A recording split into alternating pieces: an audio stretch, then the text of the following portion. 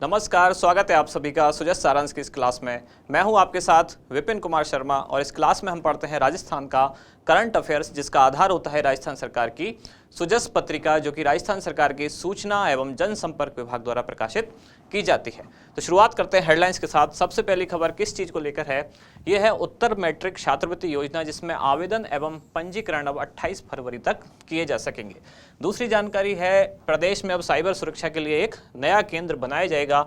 कुछ समय पहले घोषणा की गई थी कि प्रदेश के सभी जिलों में साइबर थाने खोले जाएंगे। इसी क्रम में अब 18 नए थाने खोले जा रहे हैं। सबसे पहले केवल जयपुर में ही एक साइबर थाना था, उसके बाद अब 18 नए खोले जा रहे हैं और धीरे धीरे करके बाकी जितने भी जिले बचे, यानी कि सभी 33 जिलों में साइबर थाने खोले जाएंगे। यहाँ अब राजकीय कार्मिकों के अवकाश जो हैं वो ऑनलाइन ही स्वीकृत किए जा सकेंगे राजकाज पोर्टल के माध्यम से, यानी कि सरकारी कर्मचारियों को अगर छुट्टी लेनी हो तो राजकाज पोर्टल पर वो अपना एप्लीकेशन डाल के छुट्टी अब ले सकते हैं। अगले पेज पर बढ़ते हैं। यहाँ है राजस्थान में यातायात प्रबंधन में सुधार के लिए एक विशेष व्यवस्था की गई और मुख्यमंत्री ने इसके लिए 100.99 करोड़ रुपए मंजूर किए गए। और इस इधर आप देख पा रहे हैं बालिका शिक्षा को बढ़ावा देने के लिए कौन सी योजना ये है? बालिका दूरस्थ शिक्षा योजना। क्या है ये योजना? इस योजना को समझेंगे। अगले पेज पर है जवाहर नवोदय विद्यालय कक्षा 6 में प्रवेश के लिए ऑनलाइन आवेदन की अंतिम तिथि अब कितनी है? 8 फरवरी। और यहाँ ये जानकारी दी गई है राज्य सरकार द्वारा कि पर्यटन विकास निगम के जो होटल हैं उनको निजी क्षेत्र में सरकार नहीं देने जा रही है। राजस्थान विधानसभा में आज क्या क्या हुआ उसके बारे में यहाँ जानकारी दी गई है। किसान की मृत्यु पर मुआवजे के प्रकरणों का शीघ्र निस्तारण किया जाएगा। कौन सी योजना के तहत? राजीव गांधी कृषक साथी योजना। कल परसों ही हमने इस योजना के बारे में पढ़ा था। अगले पेज पर 10,000 मेगावाट क्षमता के सौर ऊर्जा पार्क स्थापित होंगे राजस्थान में। और गोवंश के लिए सहायता राशि को बढ़ा दिया गया है। गौशालाओं में सहायता राशि दर को बढ़ाकर बड़े गोवंश के लिए 40 और छोटे गोवंश के लिए 20 रुपये किया गया है। पंजीकृत श्रमिकों को कई तरह के लाभ दे होंगे। इसके बाद हमारा इंडेक्स, यानी कि कौन कौन सी जानकारियां हैं जिनको हम डिटेल में पढ़ने वाले हैं।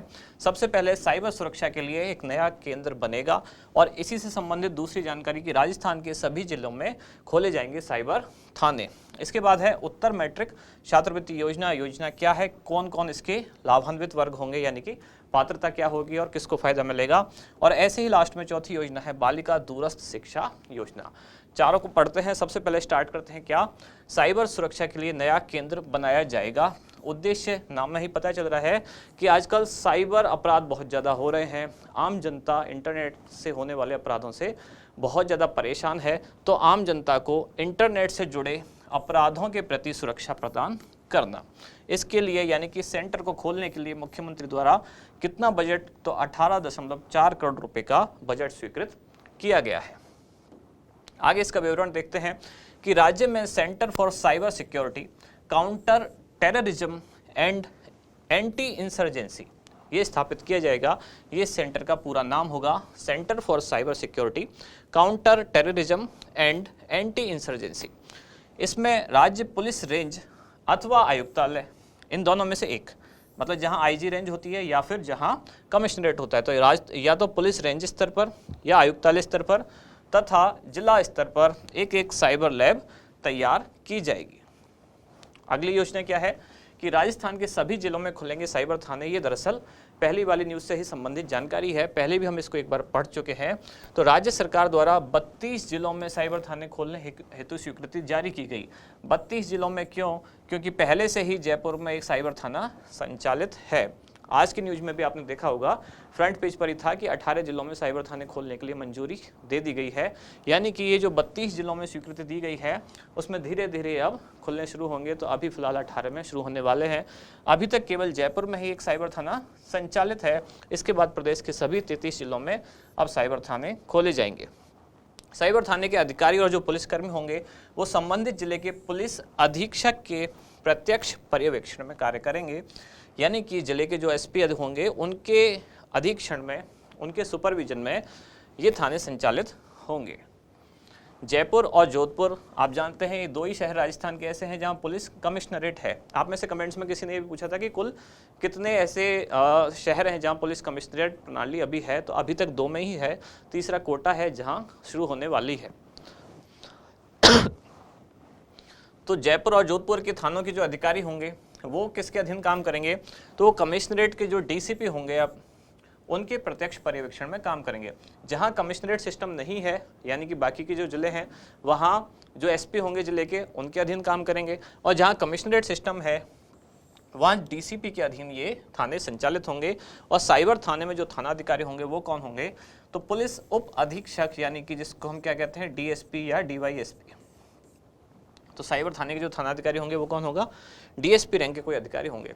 अगर आपको याद हो तो कुछ दिन पहले हमने पढ़ा था कि सार्वजनिक परीक्षा में भर्ती विधेयक 2022, सार्वजनिक परीक्षा भर्ती विधेयक जो था, यानी कि उसके क्या नियम कायदे आए थे, उसमें मैंने एक बात आपको बताई थी कि उसमें अगर अनुचित साधनों के प्रयोग का कोई मामला है और पुलिस केस बनता है तो पुलिस का जो इन्वेस्टिगेशन ऑफिसर होगा वहाँ कौन था, तो वहाँ एएसपी यानी कि एडिशनल एसपी रैंक का अधिकारी होता है। और यहाँ कौन है, साइबर थानों में डीएसपी रैंक का अधिकारी यहाँ का थानाध्यक्ष होगा।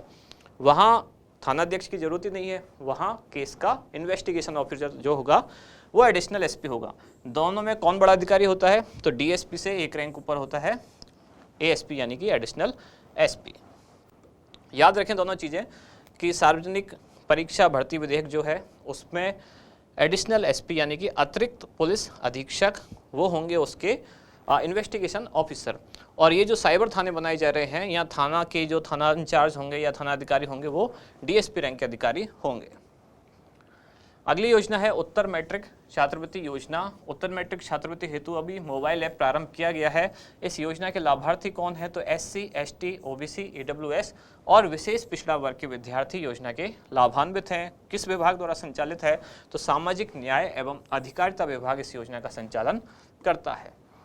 इसके लिए पात्रता क्या है, यानी कि किस वर्ग के लिए अधिकतम पारिवारिक आय, वार्षिक पारिवारिक आय कितनी होनी चाहिए, तो जो एससी, एसटी और विशेष पिछड़ा वर्ग के विद्यार्थी हैं उनके लिए अधिकतम वार्षिक आय 2.5 लाख रुपए रखी गई है। ओबीसी वर्ग के लिए कितनी, 1.5 लाख रुपए, ईडब्ल्यूएस वर्ग के लिए 1 लाख रुपए और मुख्यमंत्री सर्वजन उच्च शिक्षा वर्ग के लिए 5 लाख रुपए। इसके बाद अगली योजना है बालिका दूरस्थ शिक्षा योजना, यानी कि दूर रहकर कैसे शिक्षा हासिल कराई जाए किनको, बालिकाओं को। घोषणा की गई कब, बजट 2022 थे। इसमें योजना कब से लागू हुई है, 24 अगस्त 2022 से। उद्देश्य क्या है, तो ऐसी बालिकाएं और महिलाएं जो विभिन्न कारणों से नियमित रूप से यानी कि रेगुलर बेसिस पर स्टडी नहीं कर सकती, उनके लिए महाविद्यालय और विश्वविद्यालय नहीं जा सकती, तो उन्हें दूरस्थ माध्यम से उच्च शिक्षा से जोड़ना इसका उद्देश्य है। प्रमुख विशेषताएं, योजना के तहत राज्य सरकार द्वारा जो अनुदानित विश्वविद्यालय हैं, राज्य के राजकीय संस्थान हैं, जैसे वर्धमान महावीर खुला विश्वविद्यालय है, तो इनके द्वारा दूरस्थ शिक्षा योजना के माध्यम से अध्ययन कराया जाएगा। और इन छात्राओं का, यानी कि ऐसी छात्राएं जो इस योजना के माध्यम से जुड़ने वाली हैं, उनकी फीस का पुनर्भरण कौन करेगा, तो फीस का पुनर्भरण राज्य सरकार करेगी। यानी कि अगर वर्धमान महावीर खुला विश्वविद्यालय जो है इससे बालिकाएं अगर पढ़ना चाह रही हैं तो उनकी फीस का पुनर्भरण कौन करेगा, राज्य सरकार। लेकिन इसके लिए सीट निर्धारित की गई है, संख्या निर्धारित है, और वो कितनी कितनी है वो आप यहाँ देख पा रहे हैं।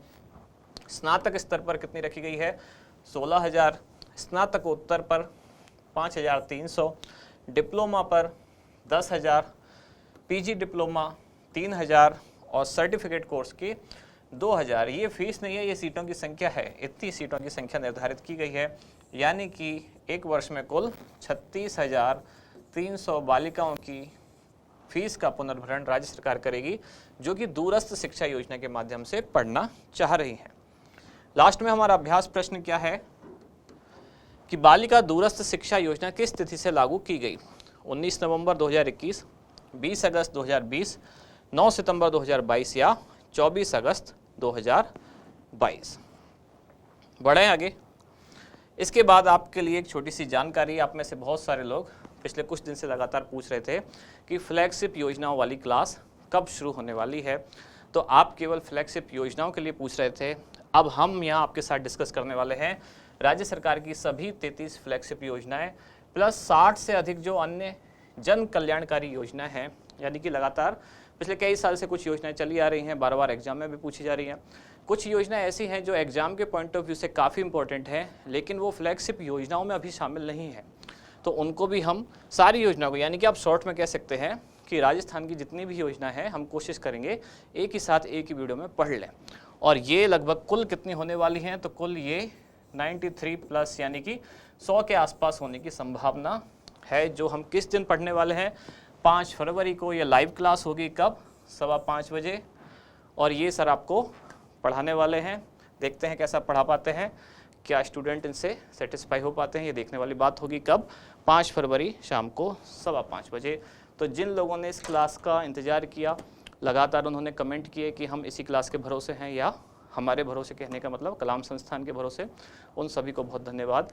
और अब उनका इंतजार समाप्त होने वाला है। अब मिलेंगे आपसे फ्लैगशिप योजना वाली क्लास में कब, 5 फरवरी शाम को 5:15 बजे। धन्यवाद।